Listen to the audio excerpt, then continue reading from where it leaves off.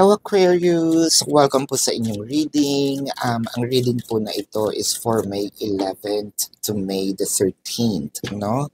So Aquarius, para po sa mga bago, don't forget to click the subscribe button, smash the like button, comment below kung kayo nakaka-resonate and hit that notification bell. At kung gusto niyo po ng dalawang reading po mula sa akin, don't forget to click the to subscribe na rin sa ating kabilang channel, Babaylan TV. That is catered for our international audience, no?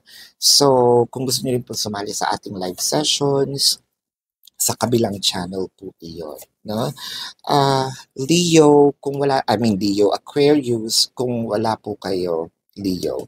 So, kung wala po kayong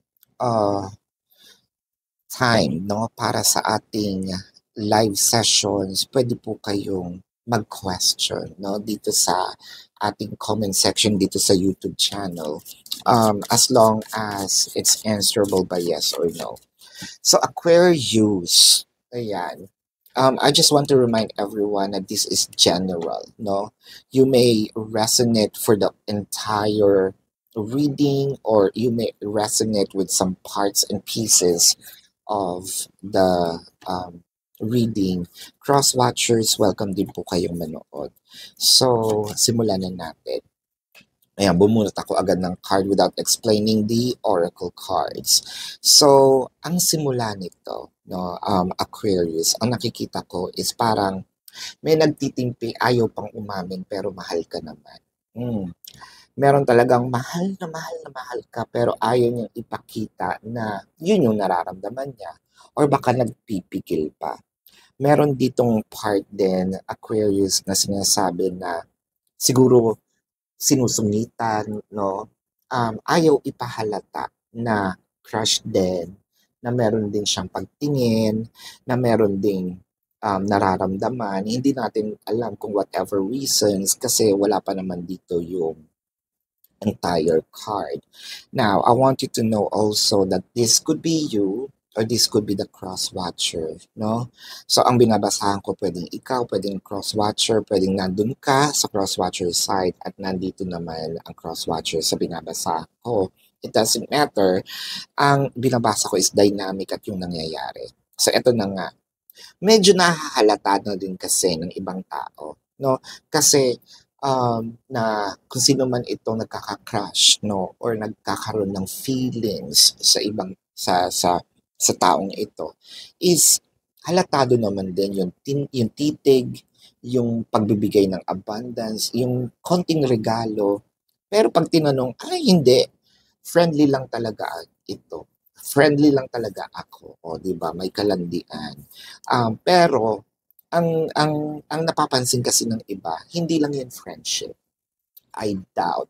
So may mga taong nakakapag-desisyon na kasi nakikita, no, na ay hindi lang yung crush, ang gitera. Charot. So no, so kung ang tanong mo lang naman, tapusin na natin ito. Charing. No, 333, angel number 333, i-comment ko yan sa baba, no, yung angel number 333, kasi magandang meaning yan. Nakita ko agad angel number 333. Kung ang iyong tanong mo lang naman is, totoo bang crush ka niya at meron talagang siyang feelings for you? Yes na agad, no? Papahabain pa ba natin ito? Well, of course, yes.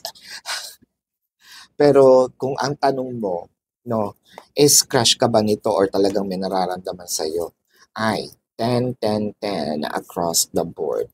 Actually, may pagka-obsessed din ito, no? Kasi tinitignan niya yung either Facebook, Instagram, TikTok, no?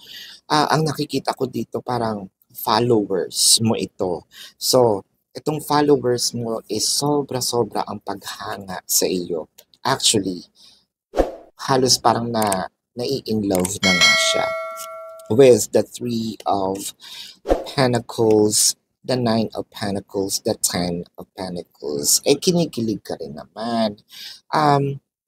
Feeling ko parehas to. This is a mutual or this is a mirrored energy what I'm trying to say. Kasi either parehas kayong nagpipigil. Ikaw naman, si kilig. No? Kasi yun yung nararamdaman. Ano to, high school? Pero parang feeling ko bumalik sa pagka-high school at ngumingiti ka ngayon. With the Ace of Cups, the Ten of Cups, and the Ten of Swords. Sabihin natin dito, we're speaking morality, no? Kasi, or we're speaking about, or we're dealing with kakabreak ko lang, no? Siyempre, baka naman sabihin ng tao na I jumped into a relationship. Ayoko naman magkaroon ng um, image, no, na talandi ako, yung ganyan, di ba? Na masyado akong maharot, pero deep inside may nagpapatibok na ng iyong puso or nakikita mo na meron na nagkaka-crush sa iyo, no? With the Hangman, the Seven of Wands and the World card. So parang feeling mo, deep inside, medyo ready na rin ako, no? Medyo ready na rin ako mag-move on. Pero patatagalin ko muna ng ilang mga weeks or months, no? Kasi nga naman, um, alam mo naman sa bansang ito, no? Maraming judgmental, no? So kumbaga, ayoko kasing matag as, bigla-bigla na lang tumatalon sa isang relasyon, no? With the Two of Cups, the Eight of Wands, and the Four. Ooh, child. Aquarius. So I think itong bagong taong ito, sabi sa'yo, tapusin na natin to dito doon pa lang sa gitna, no? Nung nakita ko agad yung lovers, endgame na ito, die. Endgame. Bakit? Kasi itong taong ito ang iyong endgame, no? Wag, kung nagdadalawang isip ka, nabigyan ito ng chance, or na-entertain ito, Aquarius. Nako, Zai, wag na Zai, dahil ito na ang taong meant for you. Seryoso ko, ito na yung taong meant for you. So, Aquarius, isa ito sa sobrang napakagandang reading para sa iyo. Wala na akong masabi kung hindi sana all, no? So tingnan natin ang zodiac sign ng taong ito, no? Pwedeng ito ang kanyang sun sign or meron siyang ganitong placement sa kanyang chart. So, we're dealing with Leo, Pisces, Scorpio, Gemini, of course, are here, no?